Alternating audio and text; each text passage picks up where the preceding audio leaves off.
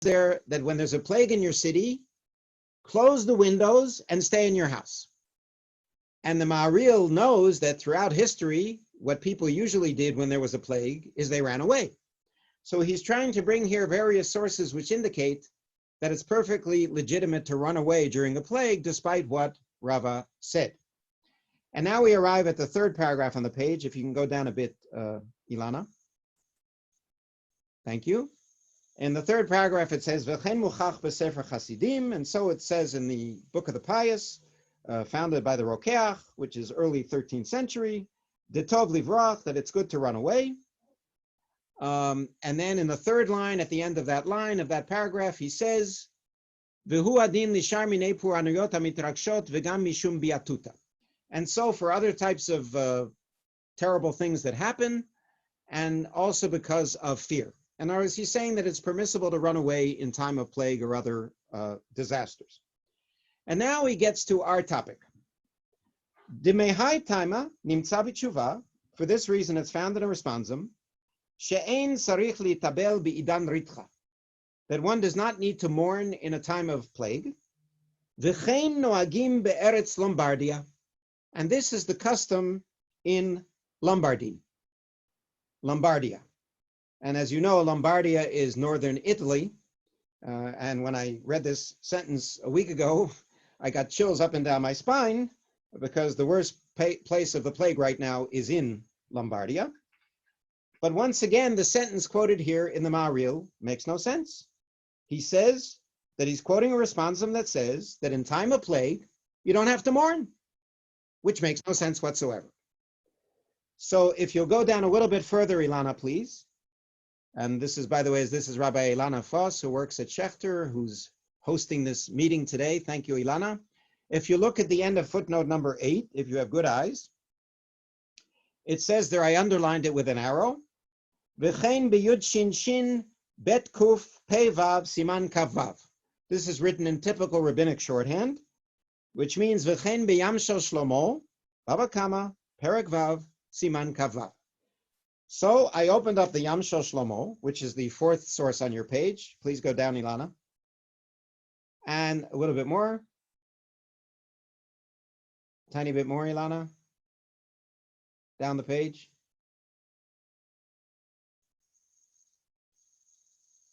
Okay, a little bit more.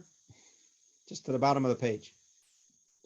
This is the Yam Shel Shlomo of Rabbi Shlomo Luria, a very famous posek who lived in Krakow in the 16th century. He was an exact contemporary. I see that even though you've gone all the way down, it's still not there. I don't know what the problem is. Yeah, try to move up the whole page. No, I guess it got cut off at the bottom. So you can make it larger and just go to the very bottom as far as you can go. Okay, go to the bottom, please. Yeah, it's good enough. We have the key sentence there. Rabbi Shlomo Luria, a contemporary of the Ramah of Rabbi Moshe Isserles, is quoting the exact same responsum as the Maharil. Only his quote has 5 words that were missing from the Maharil. So I'm going to read you from the Yam Shel Shlomo, third line. Umehai taima, and for this reason, nimtza b'tshuva, it is found in a responsum, she'en srichim avilim lihitabel, v'leshev ala haaretz b'shinui ha'avir, v'chen noagim be'eretz Lombardia.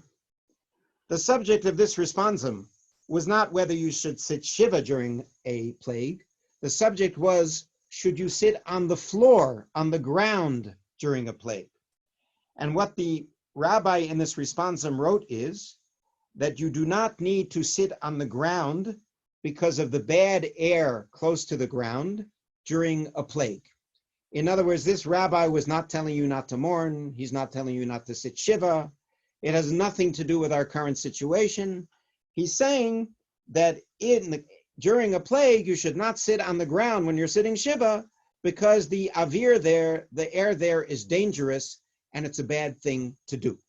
So therefore, when at first glance, the Shulchan Aruch seemed to be saying that we should not sit shiva during a magifa, during a plague, in reality, the rabbi being quoted was not talking about sitting shiva in general, he was talking about sitting Shiva on the ground, and he ruled that you don't have to sit on the ground if it will endanger you at a time of plague.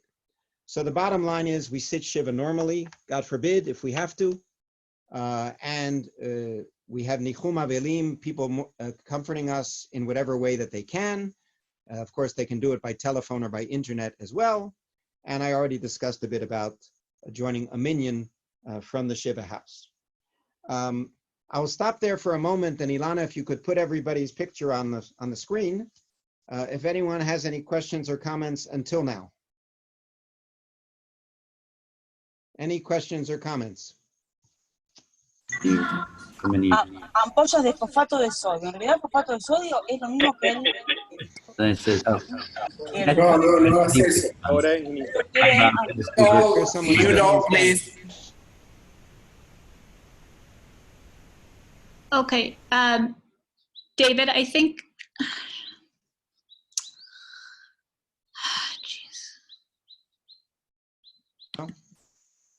okay, David, I think maybe people can write in the chat their questions and then read That's them. fine. So why don't you offer that to people? Just people can write a question in chat. Okay. Or I could do allow participants to unmute themselves. Okay, I don't see any more chats that are actual questions. Most people are talking about the problems with the transmission.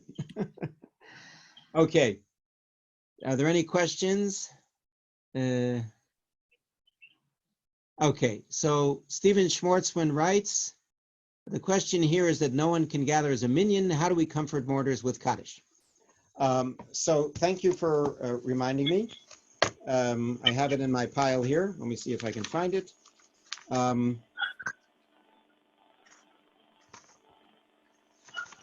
Obviously, it would be better if mourners could recite the Kaddish.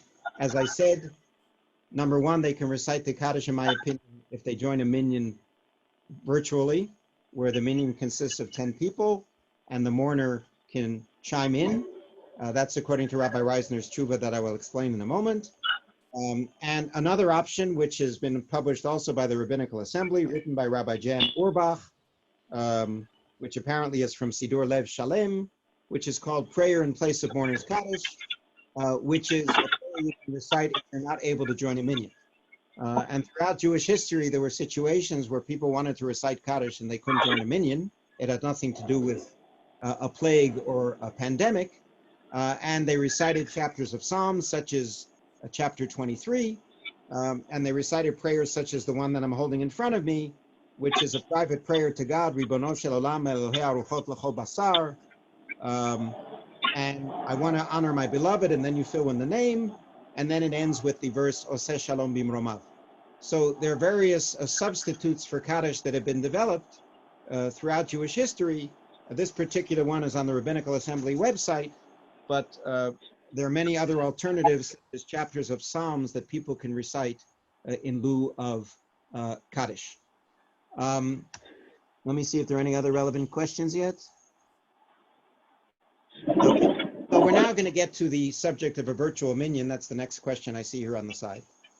And I want to start out with virtual minyanim on weekdays and then move over to the subject of Shabbat. On weekdays, there's a very thorough tshuva responsum by Rabbi Avi Reisner on the Rabbinical Assembly website under CJLS, Committee of Jewish Law and Standards. It was a responsum written in 2001. It's called Wired to the Kadosh Baruch Hu, Minyan via Internet. You can find it also by writing in Google, Rabbi Avram Reisner, Wired to the Kadosh Baruch Hu. And I'm not going to try and summarize Rabbi Reisner's tshuva here. You need to read it for yourselves. It's long and detailed. What Rabbi Reisner does by checking the Talmudic and medieval sources, he starts with the sugyot, the sources in the Talmud. He discusses what the Tosafot, the Tosafists say about those sources.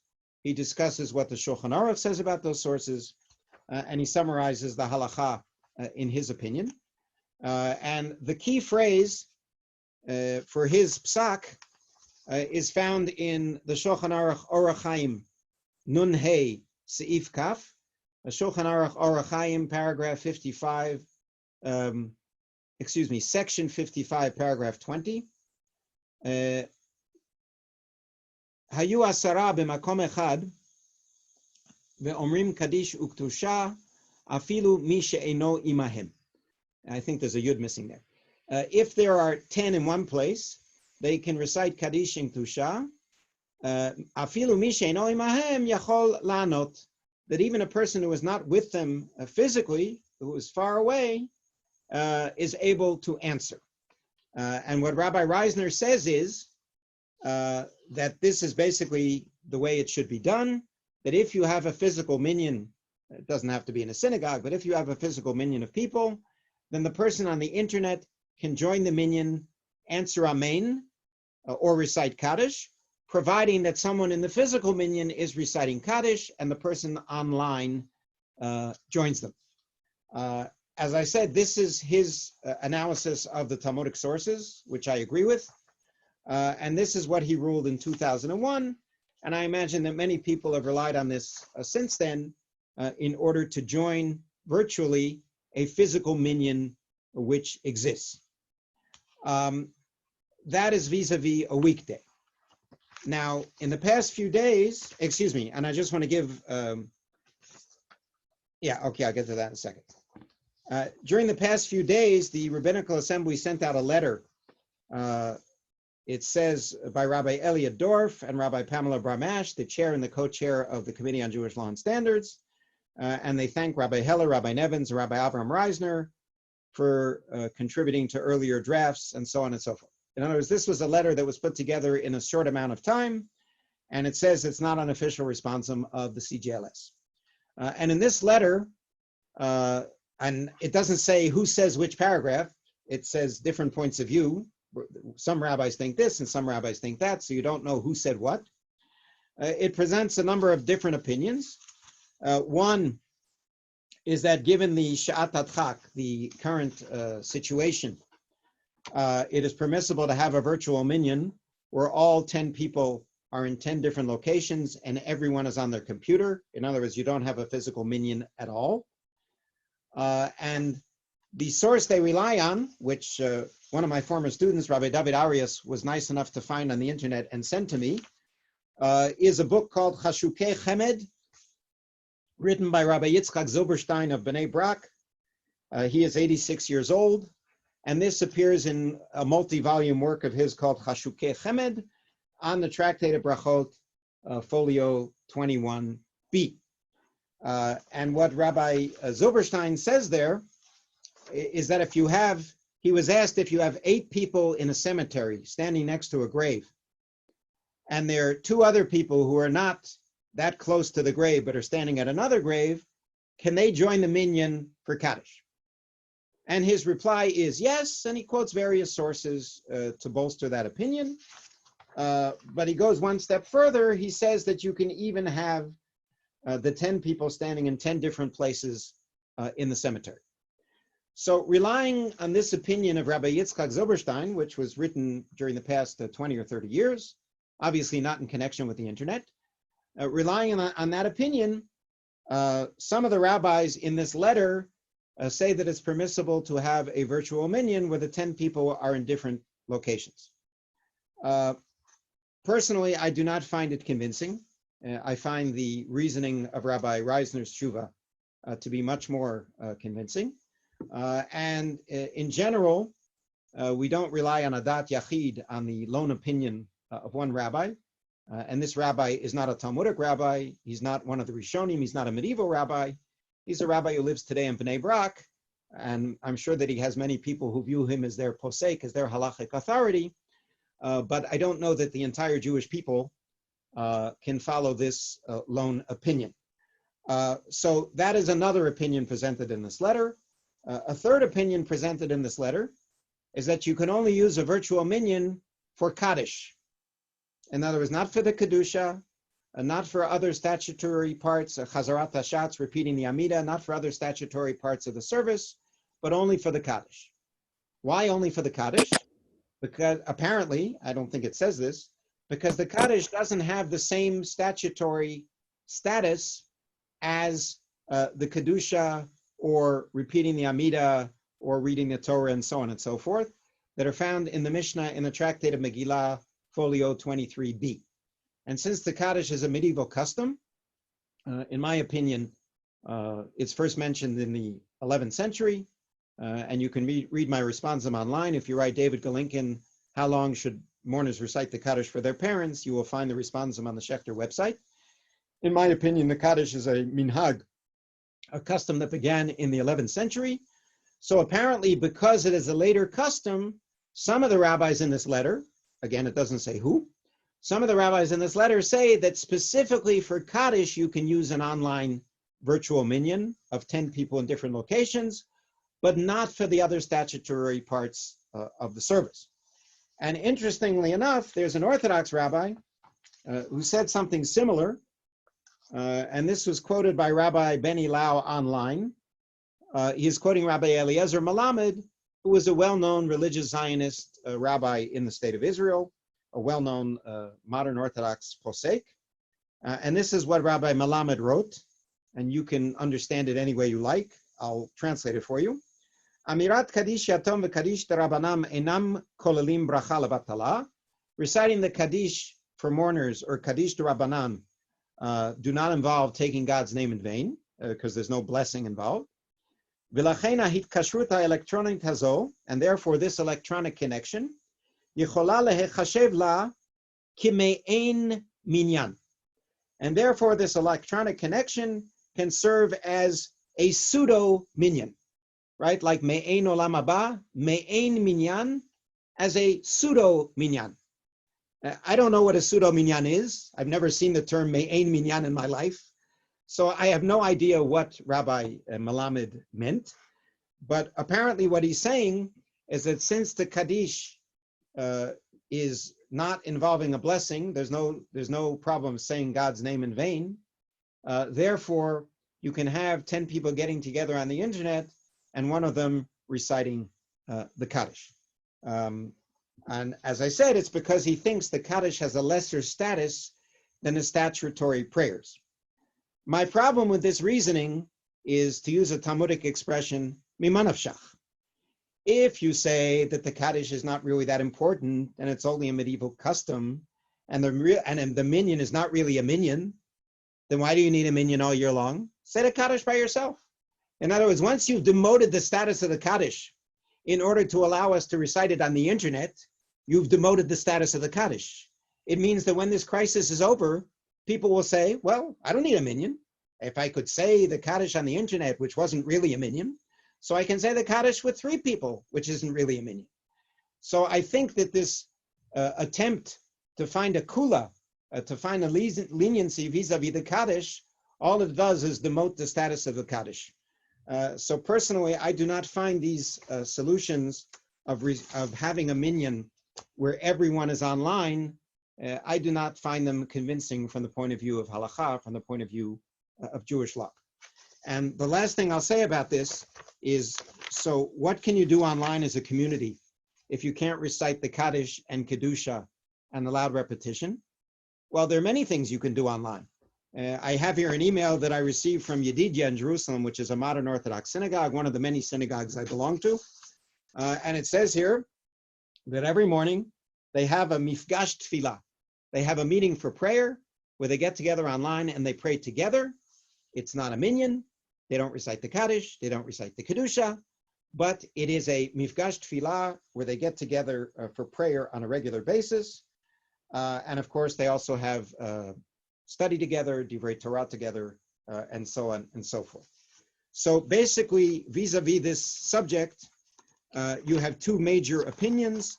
One is that the mourner or someone else can join a physical minyan, which I know in some places today is not possible. And number 2, that you can have a virtual minyan where everyone is at their own location and joins the minyan online. That is what I have to say about the subject of internet minyanim on weekdays. Are there any questions or comments? Okay. Yes, I have a question. Okay. First, thank you, Rabbi, for doing this. This is Mario from Miami. How are you? Hello, Mario. מה שלומך? מצוין, תודה על כל מה שאתה עושה. No, the only question, because I'm one of your Hasidim from day one. You ordained me, you gave me the smicha. So I feel I always look what you have to say. And my question is, and you always refer to psychological needs, and you always refer to moral needs. And what about those mourners who, they are not Yodei Sefer, and they know that when somebody passed away, you say Kaddish. So I have two alternatives: to sit with them and explain that in Shatat Chak, you can just replace the Kaddish, which is not so important, for something else. But what about missing that holy opportunity to saying Kaddish for a father and a mother? The rabbi was there for them, the community was there for them, and they didn't miss that passage of that right passage in the right way. B'sha'adat Chag.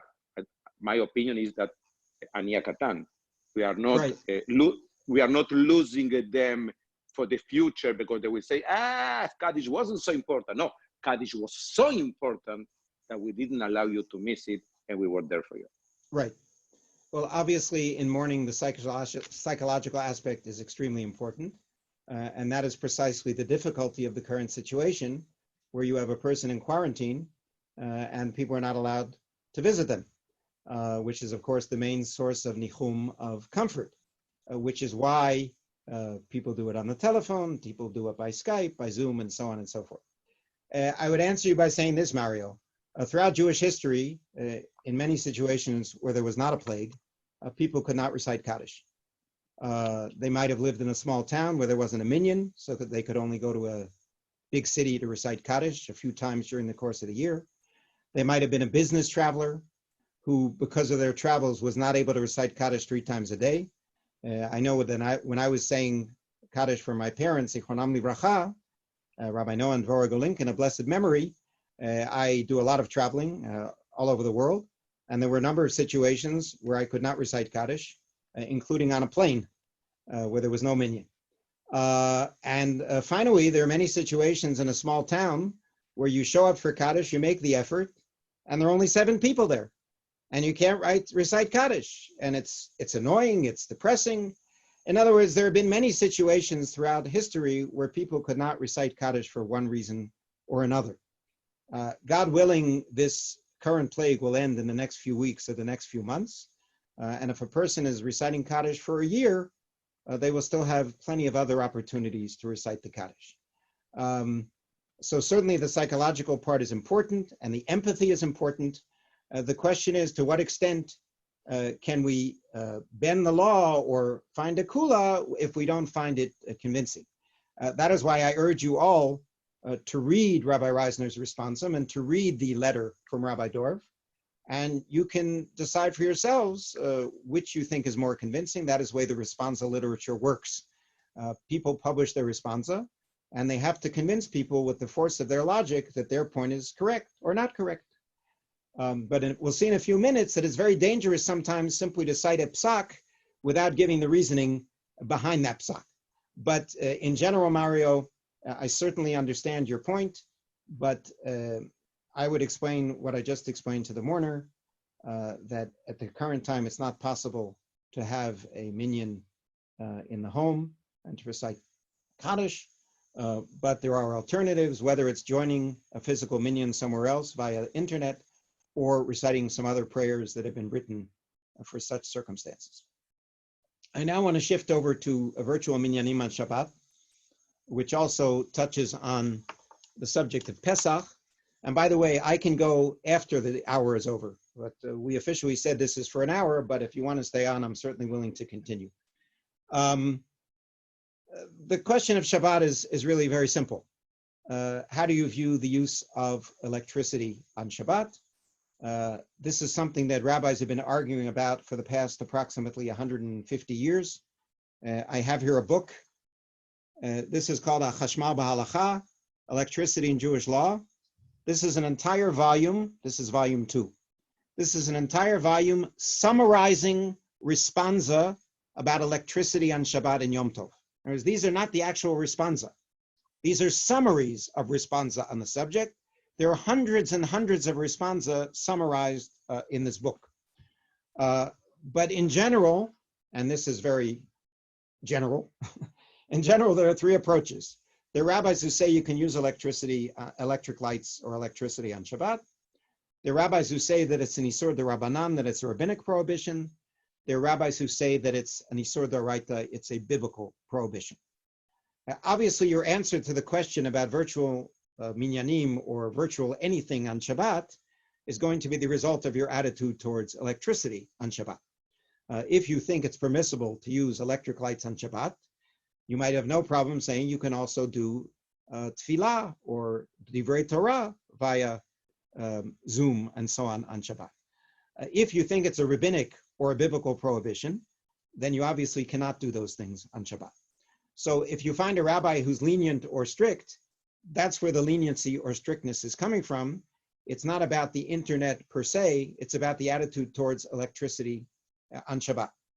Since I believe that it is forbidden to use electricity on Shabbat, and I'm not sure yet, after many years of study, whether it's a biblical or rabbinic prohibition, therefore I could not agree, if somebody asked me, to having an internet tefillah or other internet activity on Shabbat, because I believe it's forbidden to use electricity on Shabbat. What can a synagogue or what can a minyan do under such circumstances?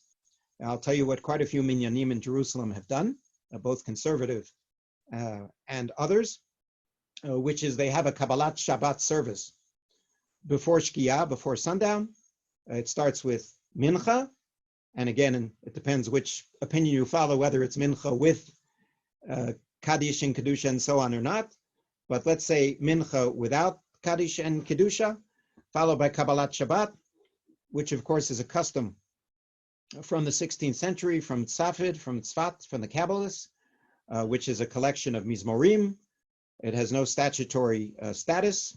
It's perfectly permissible to do that without a minyan. And then before sunset, or a few minutes before sunset, they end that and people turn off their computers and they daven the rest of Ma'ariv at home. When should you end Kabbalat Shabbat? When does Shabbat actually start? That is a very famous disagreement. I have here a Xerox of Shulchan Aruch Reish Samech Aleph, Orach Chaim Reish Samech Aleph Sif Dalid, paragraph 261, subparagraph 4. It brings the three opinions as to when you accept Shabbat upon yourselves. And I'm not talking about women. Women accept Shabbat upon themselves when they light candles usually. But in terms of men, there are three options. One is that Shabbat starts at Baruch Hu. One is that it starts at Mizmor Shir Liyom HaShabbat, Psalm 91, which is 2 paragraphs before Baruch Hu. And one is that it starts with Lecha Dodi. So each minyan, depending on when they think Shabbat actually starts, they'll stop the computer tefillah at that point, and everybody will turn off their computer, and then they will continue with the rest of the tefillah by themselves. So in some synagogues that I know, they go up to Baruch Hu for Kabbalat Shabbat, and they turn off their computers. In others, they go up to Mizmor Shir Liyom HaShabbat, and they turn off your computers. The rabbis among you who are listening to this, if you open up the Shulchan Aruch and read the Shulchan Aruch and the Mishnah Berurah, you will see the various opinions as to when Shabbat actually begins. And the same thing, of course, for the end of Shabbat. If you want to have a communal prayer service or Havdalah service at the end of Shabbat, you wait until the stars come out, which is usually 17 or 18 minutes after sunset. You can then say Baruch HaMavdil Ben Kodesh Lechol, which is an abbreviated blessing. Blessed is God who differentiates between holiness and secularness and chol. And then you can turn on your computers, have a communal Ma'ariv experience and a communal Havdalah experience, if that's what your minyan or that's what your rabbi decides. So for those who do not believe that you can use computers on Shabbat, this is another way of celebrating Shabbat communally right before the entrance of Shabbat and right after the end of Shabbat. And as I said, there are quite a few synagogues in Jerusalem I know that are following this method. Let me just see if there are any other.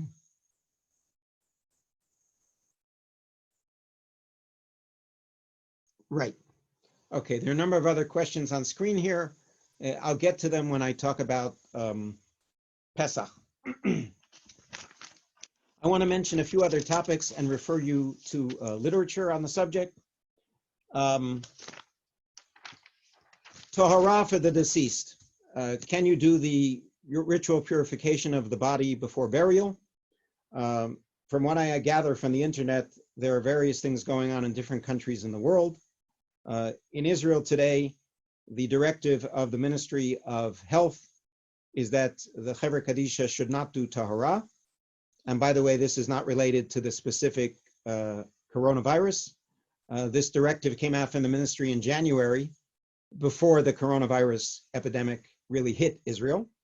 And it says there that various types of very infectious diseases, you should not do Tahara at all. That's what the Ministry of Health says. It's on their website. But I want to add one interesting thing that I found. I have a subscription to the Jewish Review of Books, and there's an article from a few days ago by Eli Fisher called Rav in a Time of Cholera. Throughout Jewish history, there were many cholera epidemics, and there are many responses written by rabbis during cholera epidemics. And one of them was written by Rabbi Eliyahu Gutmacher in 1852. And his responsum says that in the area where he lived, there were so many people dying that the Chevra Kadisha could not possibly do Tahara for all of them. He concluded that if there was really no choice, it was permissible to bury a body with a symbolic shroud over plain clothes and without performing a Tahara. So here we have an example of a plague from a past period in Jewish history where Tahara was not performed, not because they knew it was so contagious, but because there were simply so many people dying in that particular location. The next question that I have dealt with in the past as well is, can you sell chametz via telephone, fax, or internet? And the answer is yes. And the reason that I explained many years ago is quoting Kafa Chaim on Orach Chaim Taf Memchet 448, who refers to the Magen Avraham and many other poskim. And they wrote that it's permissible to sell chametz b'chol davar shenagu asocharim liknot bo, by any method which business people, which merchants use to buy and sell things. And those poskim, when talking about chametz, refer to Choshen Mishpat, Reish Aleph Seif Bet, Choshen Mishpat, paragraph 201, subparagraph 2. It says there, in general, that you can buy and sell using whatever custom, b'chol davar shenagu atagarim liknot bo, with whatever method the socharim, the merchants, use for acquisition of property or selling something, not just property, but also objects. And that is why, among other famous rabbis, Rabbi Gedalia Felder wrote back in the 1970s that it's permissible to sell the chametz over the telephone, and the same thing holds for the fax or the internet. So that is a well-known issue in Jewish law, which doesn't apply specifically to this situation, but is obviously applicable to this situation. The seventh question I was asked was about Pidyon HaBen. Can you postpone the Pidyon HaBen? I wrote a detailed responsum, which I don't have time to read to you right now. It's also in Hebrew, to the rabbi who asked me the question.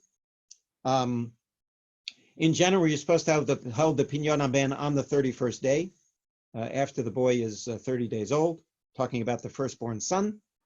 And there are many, many rabbis who have written about this. The question is whether it can be postponed. Lichatchila, before the fact, you're not supposed to postpone a Pidyon HaBen, but b'diavad, after the fact, it can be postponed. And there's a famous paragraph in the Shulchan Aruch. By the way, in the Shulchan Aruch, this is in Siman Yoredea Siman Shin Hei, paragraph 305. There's a famous paragraph that says there that if a child grew up and his father had never done Pidyon HaBen for him, he does Pidyon HaBen for himself.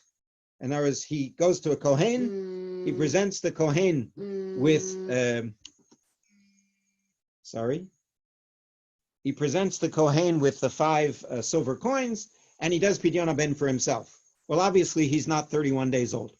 And if you're interested in a responsum that has already been published, Rabbi Vernon Kurtz told me, and he sent it to me, he has a responsum on delay of Pidyon HaBen on the Rabbinical Assembly website, CJLS, Yoredea 305. And Rabbi Vernon Kurtz, 25 years ago, wrote a responsum explaining that it is permissible, if the circumstances lead to that, to do a Pidyon HaBen later on. However, if you're still in a situation where you can gather a few people, not a lot of people, you do not have to have a minyan for Pidyon HaBen. You do not have to have a Seudah. Neither of those are absolutely obligatory. In other words, you can hold the Pidyon HaBen ceremony with the father, the mother, the Kohen, and the baby. So if you're in a place where it's permissible for a few people still to get together, you can have a modest Pidyon HaBen ceremony on the 31st day, despite the current situation. As far as mikvah goes, I'm not going to give you a psak halacha. This question is being asked all over the world by women who want to continue to go to the mikvah. Rabbis in various places are reacting in different ways. It depends on the local circumstances. Here in Israel, the mikvaot are still open, though they're much more careful about hygiene. In Israel, in order to run a mikveh, it has to have a certain amount of chlorine in the water, mandated by the Ministry of Health. And obviously, under current situation, that's very important. The Ministry of Health here apparently said that there has to be a break of 10 minutes between the women visiting the mikveh to make sure that there are not a lot of people in the same area and that there's time to clean up. And there's an interesting article in the JTA, the Jewish Telegraphic Agency Association, by Josephine Dahlstein, March 20th, 2020, Why Jewish Communities Are Keeping Mikvahs Open. The writer interviewed a lot of different rabbis in different places about the subject of mikveh in the current time. And also, I urge you to go to the website of Nishmat. I went to their website in English. They also have a website in Hebrew. Nishmat is an organization run by women who are yoatzot halacha, who are experts in the laws of mikveh. And they have very detailed suggestions how to run a mikveh at this particular difficult time. And they update their website periodically as the situation develops. Okay, and now we arrive at Pesach. So there were three questions I was asked about Pesach. Regarding abbreviating the Haggadah, I'm not going to say anything because I have not yet had time to look into it, and I do not want to say anything that is incorrect. Pesach Sheni. A number of rabbis in Israel have suggested that this year, because families cannot get together in the normal fashion for the Seder, that they observe the Seder 1 month later on Pesach Sheni. And Pesach Sheni is found in Bamidbar, Numbers chapter 9. It happens to be my bar mitzvah parsha, so I more or less know it by heart. Ve'ayu tmeim lenefesh adam, lama nigara mibilti akriv et korban Adonai b'moado. A group of people come to Moshe Rabbeinu, and they say, we are tamei, we are ritually impure, we cannot offer the Pesach sacrifice at the right time. What should we do? And Moshe Rabbeinu says, I don't know. Imdu ve'eshma'a ma yitzaveh Adonai lachem. Stand here and wait. Stand here and I will listen to what God orders you to do. And this is one of 3 or 4 places in the Torah where Moshe Rabbeinu says, I don't know, I have to ask God. Now, as you go to a higher authority, in this case, the higher authority is God. And by the way, from this we learn that if a rabbi doesn't know the answer to a question, they should ask another rabbi. There's nothing to be ashamed of. That's what Moshe Rabbeinu did. If it was good enough for him, it's good enough for us. So God replies that those who were tamei should do the Korban Pesach 1 month later in Iyar. And by that time, they will be able to be lihitaher, they will be able to become purified. And it's not only people who were tamei, but bederech rechoka, people who were far away. who for whatever reason could not participate in the Pesach sacrifice. That's what Bamidbar chapter 9 says. Was this at all observed throughout the biblical period? I have no idea. I don't think it's mentioned anywhere else in the Tanakh. Was it observed in the Second Temple period? I have no idea. The rabbis have a lot to say about Pesach Sheni, but as you know, the rabbis in the Mishnah and Talmud frequently discuss things related to the Beit Mikdash, to the temple, which was no longer in existence when they were writing. In other words, we know what the rabbis said should be done in the temple, but they're talking in the year 100, 150, 200 of the Common Era, after the temple no longer exists. So we have no way of knowing whether any of those things were done in the Second Temple. And there's a nice summary of Pesach Sheni in the rabbinic literature in Professor Yosef Tabori's book, Moadei Yisrael B'Tkufat HaMishnah VaTalmud, page 95 to 99. He summarizes there all of the major sources about Pesach Sheni in the Mishnah, Midrash Halacha, and the Talmud. What does this have to do with our current situation? In my opinion, it has nothing to do with our current situation. Number one, we don't know if Pesach Sheni was ever observed other than in Numbers chapter 9. Number two, Pesach Sheni had nothing to do with the Pesach Seder. If you were impure for Pesach Rishon, then you could bring Korban Pesach 1 month later for Pesach Sheni. And it seems to me rather odd to try and revive a custom from 3,000 years ago, which is totally different from our custom to begin with. They didn't have a Pesach Seder, they had Korban Pesach. And to try and apply that to our current situation, to me seems extremely forced. And I humorously wrote at the end of my responsum on the subject, I said that if you want to observe Pesach Sheni, first you need to rebuild the temple before Pesach this year. Then you have to make sure that you are tamei, that you are ritually impure, and then you can observe Pesach Sheni in ER. But it seems to me that this is really not relevant to our current situation vis-a-vis COVID-19. And now I arrive at the final topic, which is having a Seder online. And I've been asked this a few times by a number of different people during the past few days. I have not had time to look into this, right? I have to reread this entire book. And I have certainly not have time to write anything intelligent on the subject. I would like to share with you some thoughts about having a Seder online. So a day or two ago, 3 different people sent me this letter in Hebrew from the internet, and it was quoted in various newspaper articles, including articles in English. The article from Arutz Sheva says, halachic ruling, Zoom software can be used during the Seder. Group of rabbis issue halachic ruling permitting holding of Seder in presence of software that connects elders and their families. Well, as usual, as is frequently the case, I don't want to say as usual, as is frequently the case, the reporter sort of half understood what they were reading. This letter in Hebrew, which says that the letterhead at the top says, Igud Chachmei HaMa'arav Be'eretz Yisrael, the association of the Western rabbis in Israel. Now, Western rabbis does not mean rabbis who live in Texas or rabbis who live in California. Chachmei HaMa'arav is Chachmei HaMaghreb. The Maghreb is Morocco. In other words, this is an association of Moroccan rabbis. And unfortunately, the rabbis who wrote this letter phrased it in such a way that one might think that they're writing for the entire Jewish people. They're not writing for the entire Jewish people. They're writing for Moroccan or, at the most, North African Jews.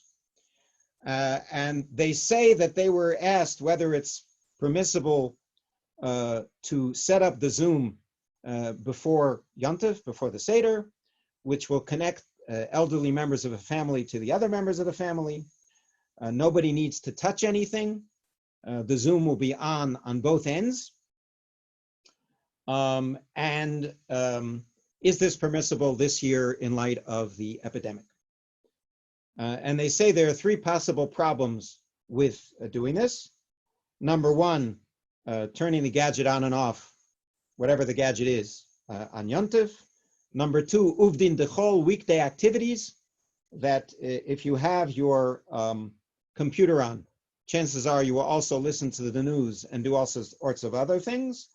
And number three, that if we do this year, then in the future, people will use their Zoom and their computers on Yom Tov in general, and not just in a year when there is an epidemic. So the first paragraph says, and remember, this is just a letter. It's a very short document. By the way, it's signed at the end by about 15 North African rabbis, rabbis from North Africa. They live in Israel today. So the first paragraph says, regarding lighting electricity on Yom Tov, Yadua ki chalukim bo chachmei Yisrael hasfaradim v'chachmei tzfon Afrika rubam kechulam matirim. And at the end of the sentence it says, V'arbei mechachmei Ashkenaz osrim mid'Rabbanan. They say there's a well-known disagreement between the Sephardic and the North African rabbis on the one hand, and the Ashkenazic rabbis on the other, who say that using electricity on Yom Tov is an Isur d'Rabbanan, is a rabbinic prohibition. With all due respect, that is not an accurate sentence at all. If it had said that the rabbis of North Africa allow the use of electricity on Yom Tov, that would have been a correct sentence. As for the Sfaradim in general, that is not true at all. The Syrian rabbis do not agree. The Iraqi rabbis do not agree.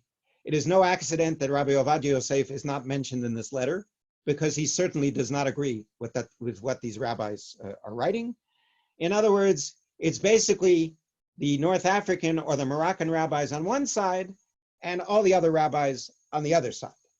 And indeed, the Moroccan rabbis, such as Rabbi Yosef Mashash and Rabbi Shalom Mashash, who are quoted here, say that it is permissible to use electricity on Yom Tov, not on Shabbat.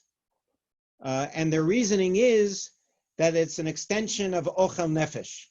That just as you're allowed to cook on Yom Tov, you can also use electricity on Yom Tov, which is a form of cooking, if only rabbinic. And therefore, those rabbis, going back to the beginning, I believe, again, I have to reread the book, I believe to the beginning of the 20th century, say that it's permissible to use electricity or electric lights specifically on Yom Tov. So number one, the way they present the argument between different rabbis is not at all accurate in terms of the way they divided the rabbis into groups. The second thing that they say is that there's no need to turn the gadget on and off because it's turned on before Yom Tov. There is a chashash, shema yichabe v'yadlik oto. There is a fear lest a person will turn the gadget on and off. And in this particular chashash, in this particular fear, we can rely on those rabbis who allow the use of electricity lechatchila before the fact on Yom Tov. In a number of places in this brief letter, they say that you can run the Zoom before Yom Tov on both ends of the Zoom conversation, and nobody needs to touch the gadget. Well, I don't know what Zoom they're talking about. I have used Zoom innumerable times during the past 2 weeks. You cannot use Zoom without touching the gadget at some point. So the idea that you can have these two machines running and nobody is going to touch the computer, in my opinion, is extremely far-fetched. So either you are a Moroccan Jew and rely on the Moroccan rabbis who say you can use electricity on Yom Tov before the fact, not after the fact, or you follow the other rabbis who say you cannot use electricity on Yom Tov. Unless, of course, Bishat Adchak, in a difficult circumstance, we all want to become Moroccan Jews. Which is why I found the headlines in the various newspapers to be very misleading, because they led one to believe that these rabbis say that all Jews can use Zoom at the Pesach Seder, which is not what they say, and which is certainly not what they meant. This is a group of Moroccan rabbis writing to Moroccan Jews and telling them that they can use Zoom on Yontif, because in the opinion of Moroccan rabbis, electricity is permissible on Yontif.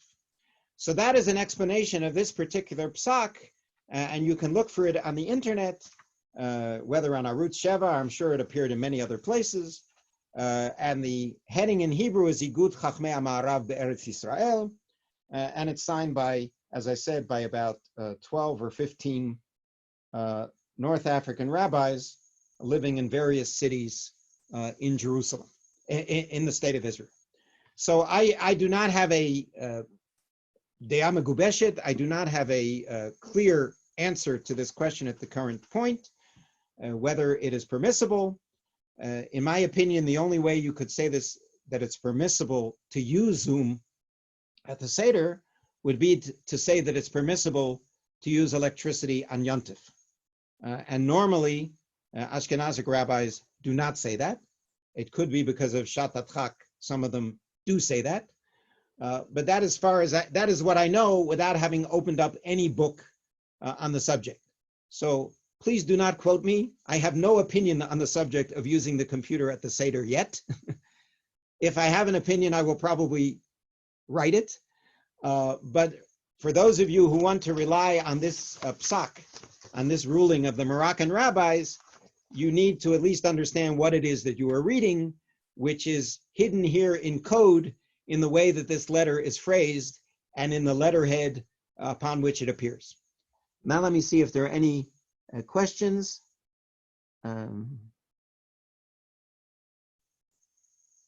Right, so people are suggesting here to use a timer that goes on and off. Right, someone says, what about the grandparents? Indeed, that is what this letter says. This letter says that the purpose of this leniency is that grandparents can be with the rest of their families.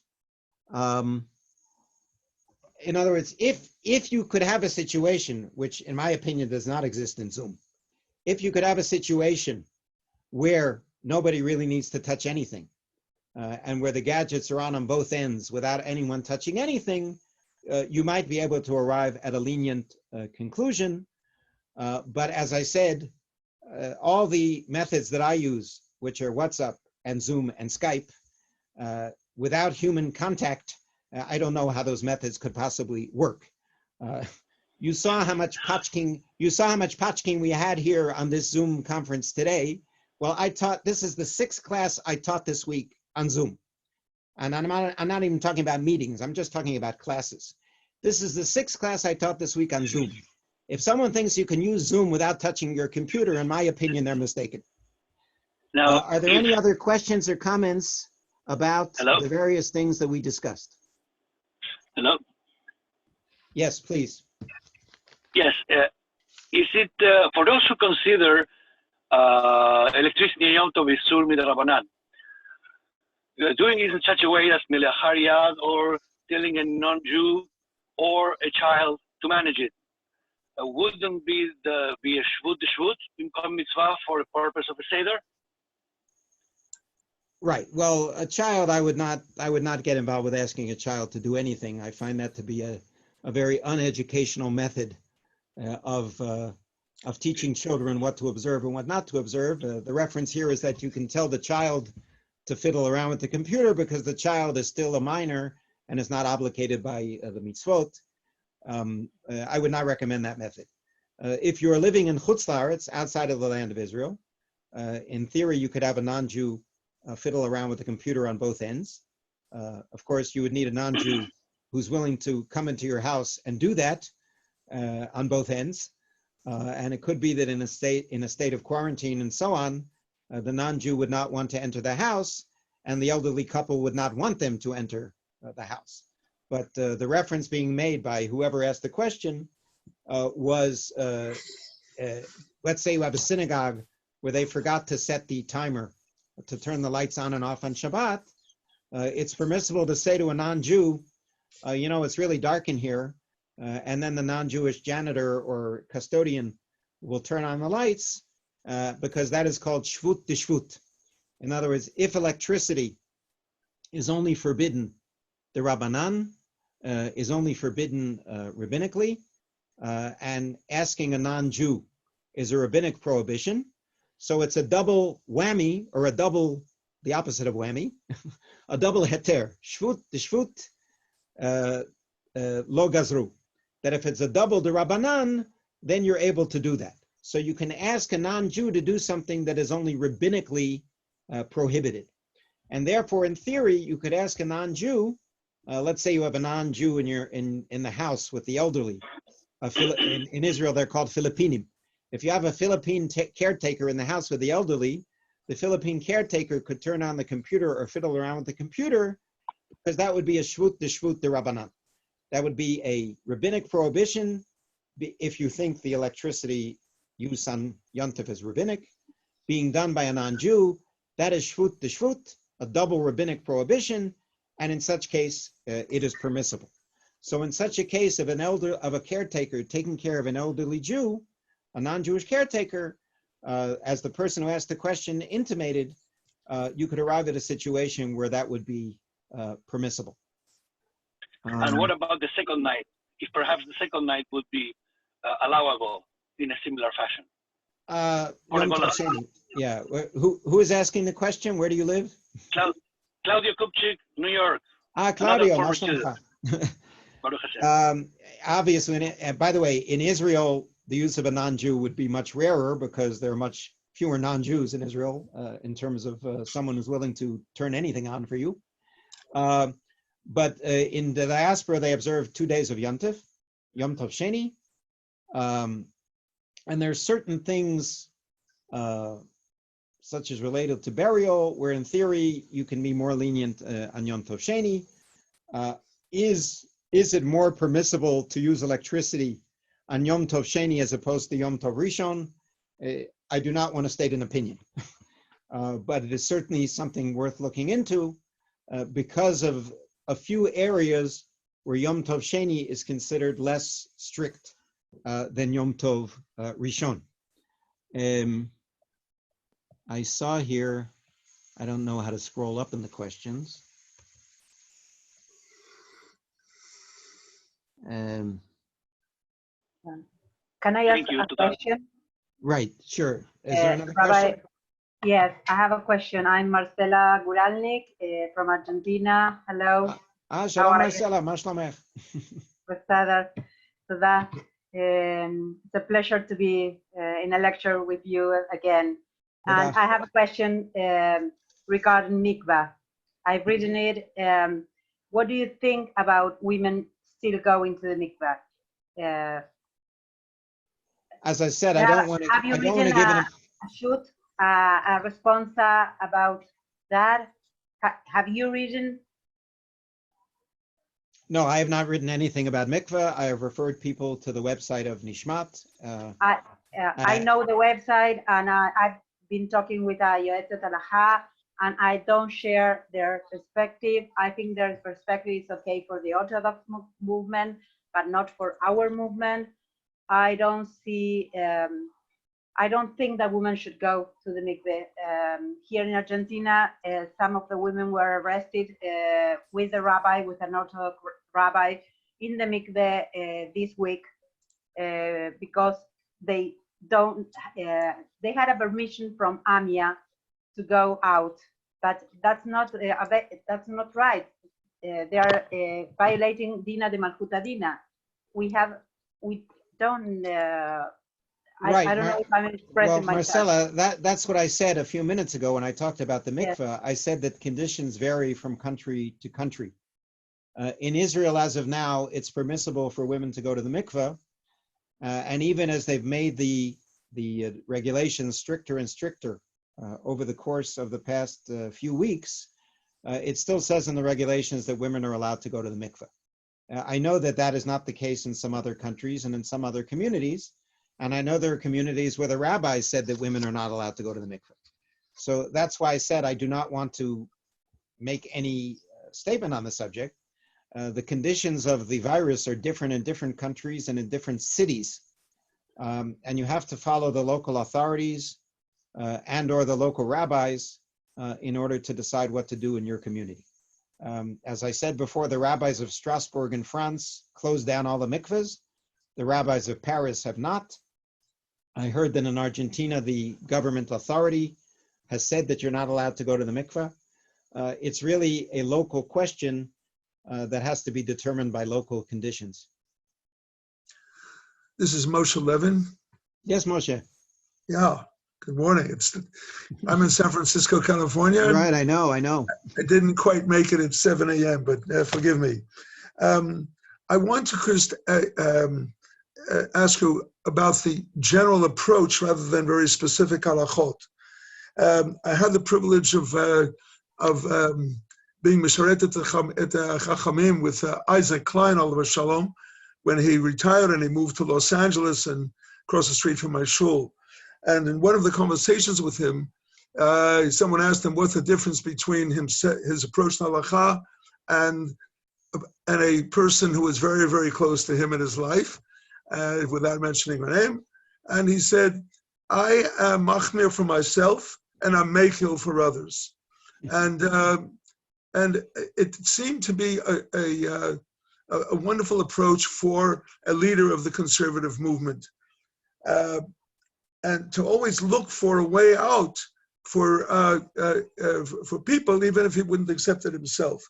So I'm wondering about the Zoom situation, as well as some others that you mentioned, that I would like to see us stretch to be mekil instead of just ask ourselves, is this mutar or is it asur? And I want to ask you about with, let's say, rice on Pesach, and the Moroccan rabbis giving the permission to use Zoom, whatever it was. Yeah, in your Psak Halacha about rice on Pesach, at least the word was understood that the proliferation of mixed ethnic marriages made it so that in Israel it's not a big deal anymore for even Ashkenazim, certainly living with the Sephardi, but even others not to be able to eat rice and other things, other vitriol. Right. Is that, if that is correct at all, then why not look for the say that there's a body of Moroccan rabbis who are very knowledgeable, etc. They rule this, and in the Shatat Chak, we are permitted to do that. There are also psychological reasons to allow a Seder on Zoom, and that is that, as you pointed out, we get our comfort at times like this. We get our comfort from being together. And if, God forbid, there should be a situation where somebody dies out of being alone psychologically, we would take responsibility for that. I'd rather not. I'd rather be Moroccan until this is over. Okay, well, Moshe, that was a very long question. I'll try and answer it in a brief fashion. I had a teacher at JTS many years ago who taught us halacha, and he said most of the interesting things are in halacha are where one value conflicts with another, or one mitzvah conflicts with another, or one halachic principle conflicts with another. So in all of these situations, the question is not, do I want to honor my parents and connect to them by Zoom at the Seder? The question is, I have a conflict here between the laws of Yom Tov and perhaps the laws of Kibud Avayim. What do I do about that conflict? So that's a general statement about the situation that we are in vis-a-vis all these situations. For example, going back to the virtual minyan, okay, so let's say you follow the Kula position, which is that everybody can be at home on their computer and you have a minyan of 10 people, which is based on the opinion of one rabbi written about 20 years ago, okay?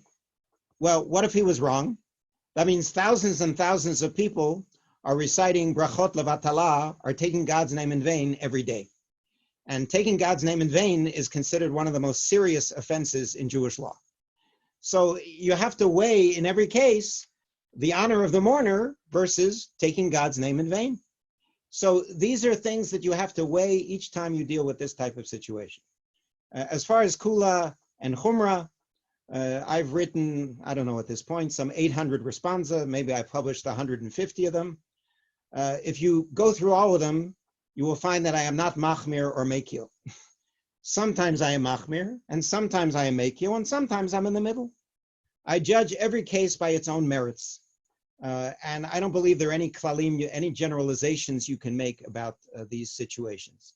And you have to examine each case by its own merits. What are the sources? What do they tell you? And what can you do?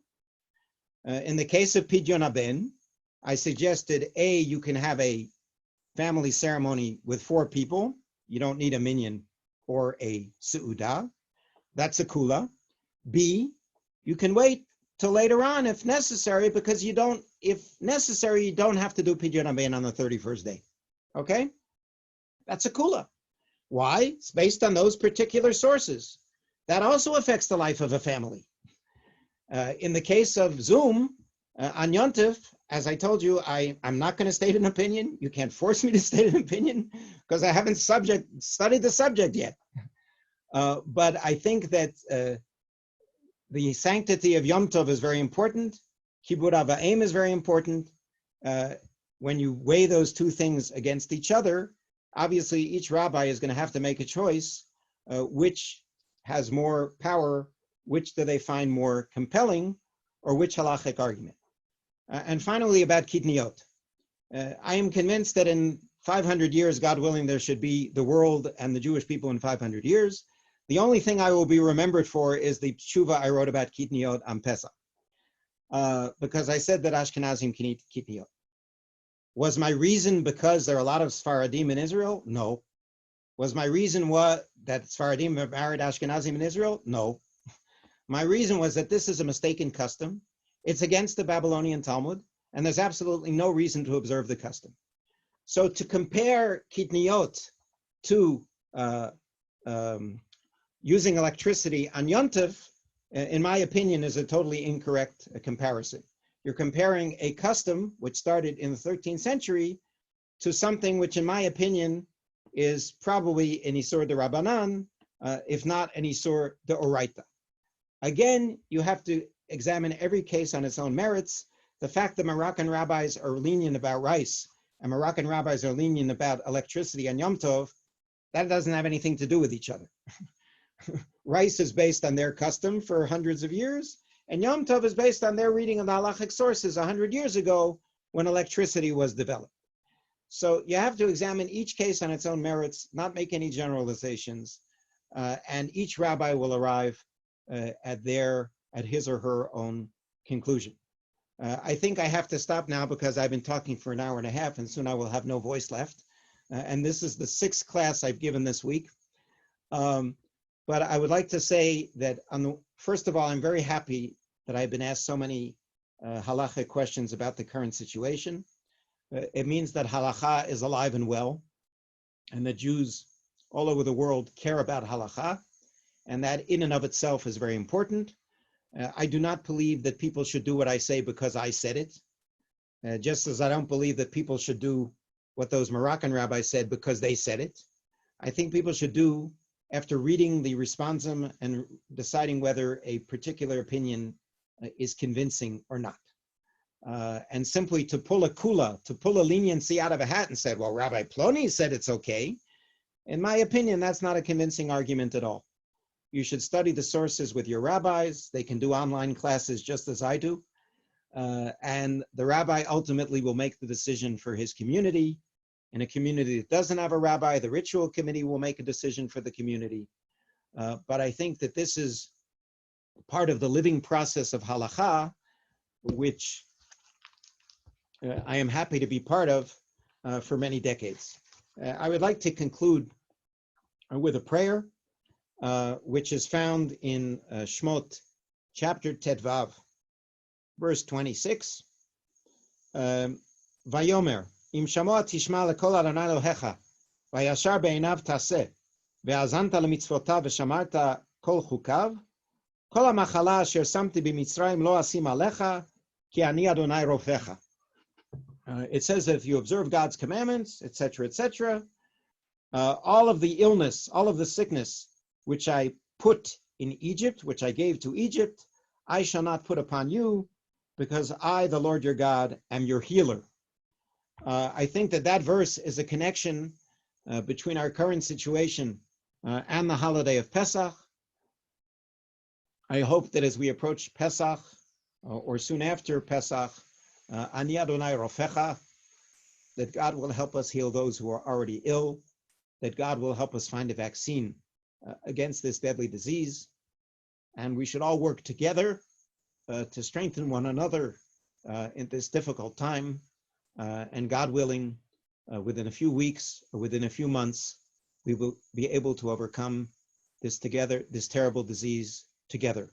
I wish all of you a Chag Kasher v'Sameach, and if you have any specific questions about what I said, you can send me an email to Golinkin at Schechter.ac.il, and I don't promise I will answer every question, but your questions will certainly help me deal with these difficult questions that I've been dealing with for the past 3 weeks. Toda Rabba, thank you very much, and Chag Sameach.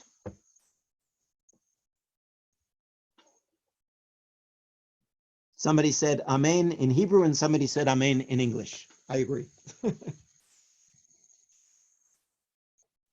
We want to say hello to Rabbi Mel Cerner, our rabbi from Bethel Synagogue, New Rochelle, New York. We haven't seen him many years. That's the beauty of the internet. And Ilana, if you can take off my picture, then everybody who's still online can see each other. We'll see that Ko Yisrael Arevim Ze Bazeh, we are all connected to one another. These are all the people around.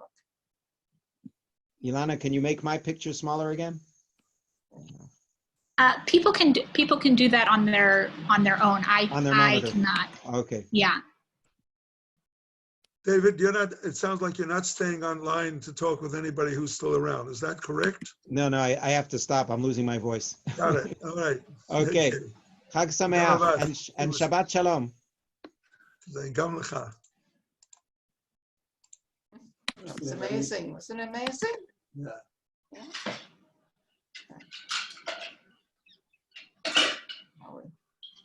Hi, Diane. Hi. Good to see you. Hi, Jeff. Where are you? We're in Atlanta, Georgia. Oh my God. My goodness. Oh my goodness. We're still in Yerushalayim. Well, Yeah, I have Simpson. are you right? Wait a minute. One of those from Dov Gruner, not Dov Gruner, but Right. El Kachi. Right. El Kachi. Nice to Hi see everyone. you. We're going to end the meeting because we have to close the room. But if you want to take your conversation to email or video on another platform, that's great. Okay. Shabbat Chag Shalom. Sameach. Shabbat Shalom. Sameach. Exactly. And say hello to all the family for us.